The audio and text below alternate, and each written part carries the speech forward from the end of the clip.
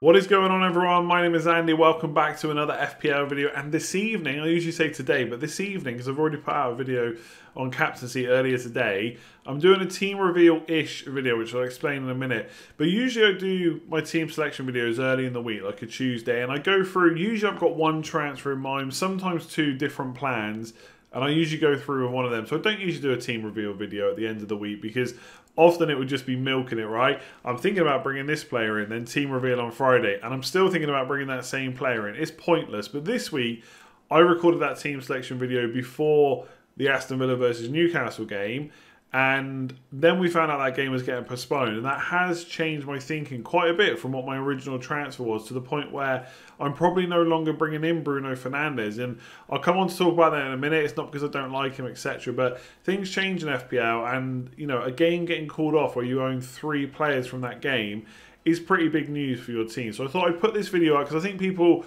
have got their own thought process around these things, and they want to see maybe a few different opinions, etc. Obviously, if you don't, then great, you don't need to watch it. But if you do, make sure you stay tuned, and I'll talk through what my current thought process is, who I'm bringing in instead, and what my now new transfer plan is. Now, 2 things I'll say before we jump into it. One, if you watch this on Patreon, like if you're a patron of mine, then I put a very similar video up to this already on Thursday, because I do early team reveals over there. So I've already talked through this.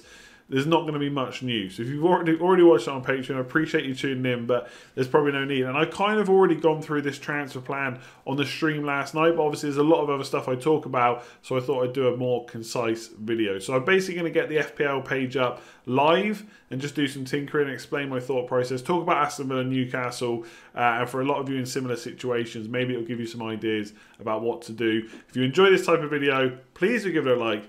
Hit subscribe. We're very close to 125k now. Please do consider hitting that button if you haven't already. Let's jump into it. Okay, so this is my team as it stands. And look, I'm not trying to clickbait anyone in terms of a team reveal, right? Because I've not actually made the transfer at the time of recording, because I don't think price rises are going to affect my decision. So this week of all weeks, I'm trying to wait as long as possible to make the transfer. So potentially, if Aston Villa Newcastle was on midweek and it was going to be part of this, then I would just do Son to Bruno Fernandes, which is what I was planning anyway. The chances of that happening seem very unlikely. It actually seems more likely at the moment that Newcastle versus West Brom will be called off than that Aston Villa and Newcastle will be put into next midweek. Because Newcastle haven't even been able to train all week. So it's not likely to happen. But I've not made my transfer yet because obviously I wasn't going to make it early just in case there was further news. But I'm pretty set now on what I'm going to do. And this will likely be my transfer tonight or either live on the deadline stream tomorrow. But I wanted to talk through what it was. Now, this is my team with the Villa players in. So Martinez, Grealish and Watkins. I've got the team on my other screen, so I'm going to keep referring to, or looking over there a little bit. So please excuse that. So Martinez, Grealish and Watkins are in. I'm going to play them just in case, for whatever reason the game is on, but it's going to be unlikely.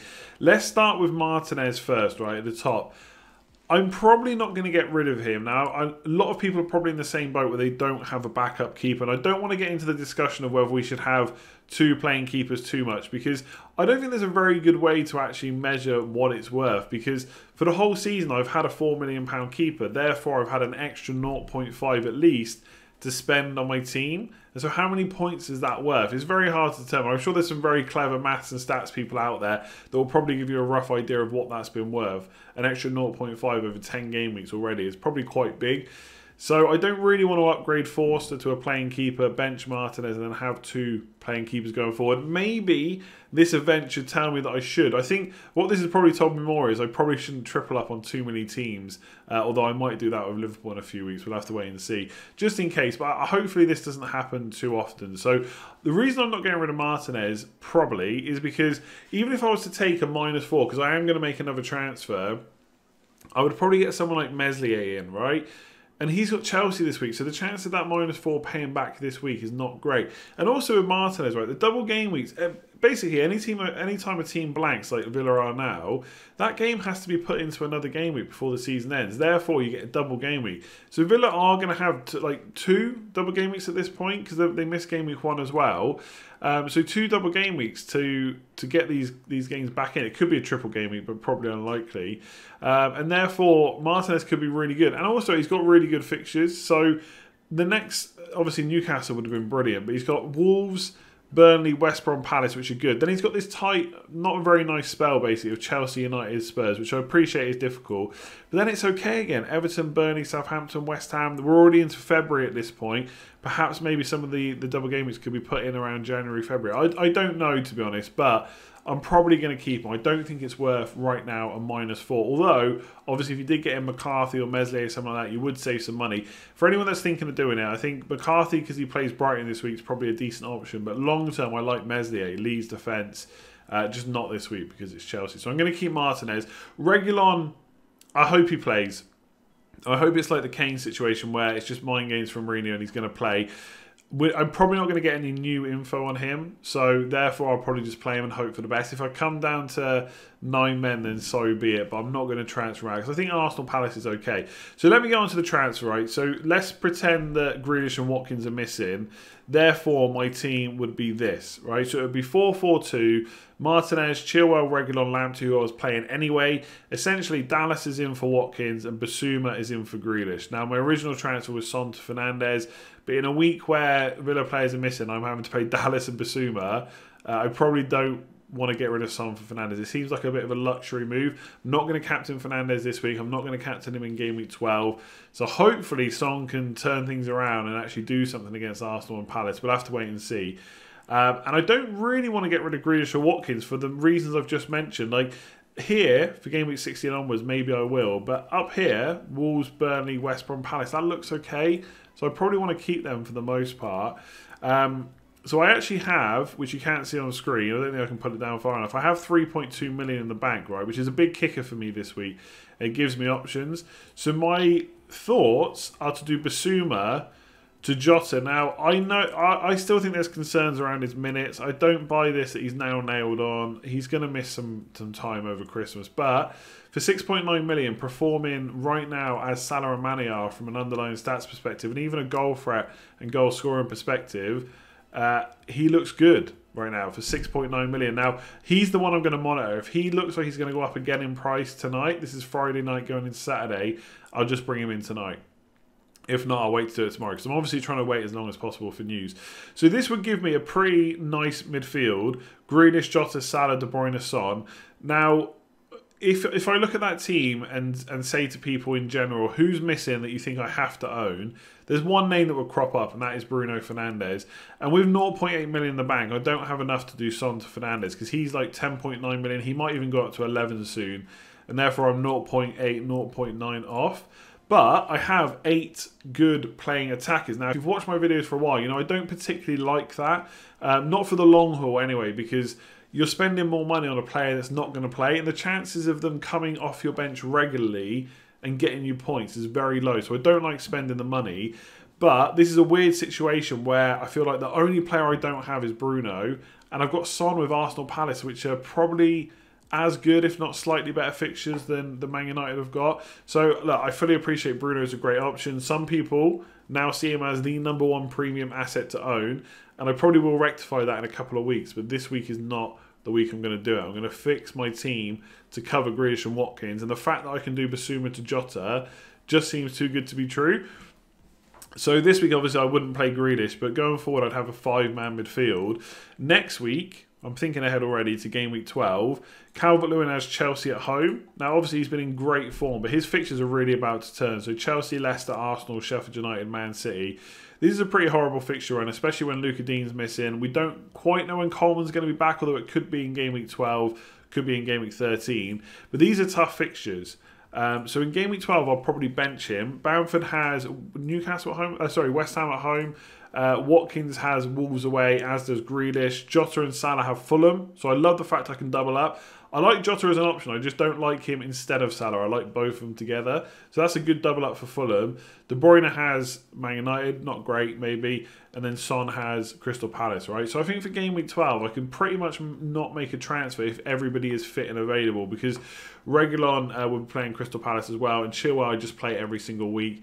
And I play Dallas against West Ham at home. So I'm looking okay for game week 12 for no transfer. So that brings me into game week 13, when Son plays Liverpool. Now, that could be a good fixture for Spurs on the counter, etc. But it's still not a great game overall. Like, I wouldn't usually target Liverpool as a game where I expect a lot of points. And Trent could be back.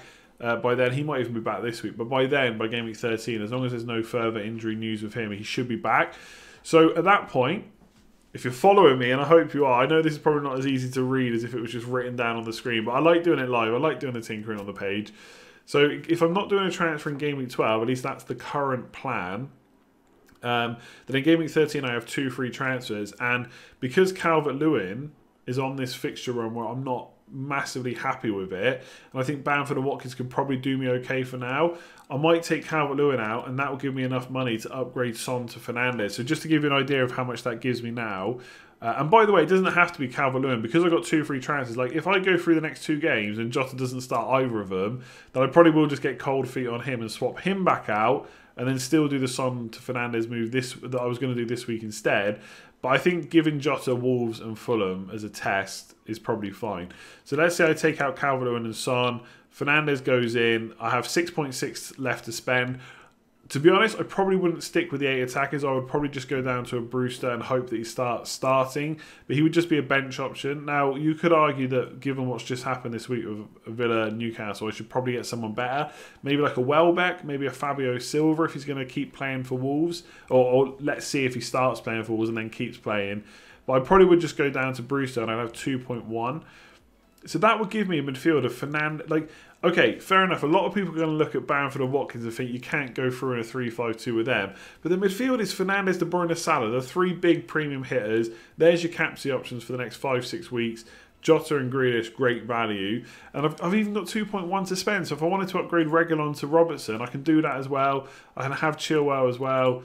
I don't know. It feels too good to be true. And a lot of people, like some people on the stream and in the comments said, you know, whatever, this is a knee-jerk plan. But, I mean, yes, it is a bit knee-jerk, but that's because you have to react. I mean, knee-jerk is not always bad. You have to knee-jerk when Villa versus Newcastle is getting called off. And my plan that I had a few weeks ago has obviously changed, right? I'm not saying it hasn't. I was thinking about getting Sterling in. I was talking about the Man City double up. Things change quickly in FPL and you have to react to them. So I think this is a pretty nice plan. To be honest, I'm quite happy with it. Get Jota in this week. The only downside is I don't have Fernandes for another couple of weeks. And yes, he will go up in price. But I do think he'll probably be captain quite heavily against West Ham. But De Bruyne is the #1 captain for me. And in game week 12, it's Salah. And therefore, Fernandes is a little bit further down my list of priorities. So that is the plan. I hope you followed it through. Basically, it's going to be this, which I'll put back on screen. But instead of Basuma, I'm going to have Jota. And I'm probably going to keep Martinez. I'm going to keep thinking about whether to swap Martinez out for a hit. And I think I could be convinced to do it if I saw a really good argument. So if you have one, leave it in the comments below. But right now, I'm not planning on doing it. I might try and figure out exactly when the double game weeks might be and then go from there. But look, that's it. I don't want it to go on longer than it has to, this video. So thank you very, very much for watching. I hope I covered everything. I think in general, like for anyone that's you know, got Villa players, Newcastle, try and not use your free hit. I really do think it's so valuable. This isn't a game week to use it on, to be honest. And just remember, you've got bench players for a reason, right? Yes, okay, playing Dallas against Chelsea away, where I think Chelsea will score, is not ideal when I could have been playing Grealish and Watkins against Newcastle at home. But these things happen. I'm hoping most of my points come from the likes of De Bruyne, Calvert-Lewin against Burnley, Son, Jota and Salah, etc. And it might be one of those weeks where I just tread water, try and get a small green arrow, and then go again in game week 12, and my squad looks really strong. So that's my plans for this one. I'll just go through Patreon and stuff in a second, but hopefully you've enjoyed that. Like I said, it was a little bit off the cuff, no graphics or anything like that, just the team page. But to be honest, I find it sometimes easier to go through with that than put up the graphics. I think it's just easier to follow, but you can let me know in the comments below. I won't be doing a team review every single week unless something significantly changes where it's unexpected. I don't want to like start clickbaiting where I'm saying, oh, I'm going to bring in Kevin De Bruyne and then bam, team review, I've bought in Bruno Fernandes. Like, I would never do that on this channel. Just extenuating circumstances this week, that's all. So if you have enjoyed it, please do give it a like, and I hope your decisions are going well this week. Not too long to the deadline now. And also hit subscribe and hit that notification bell if you haven't already.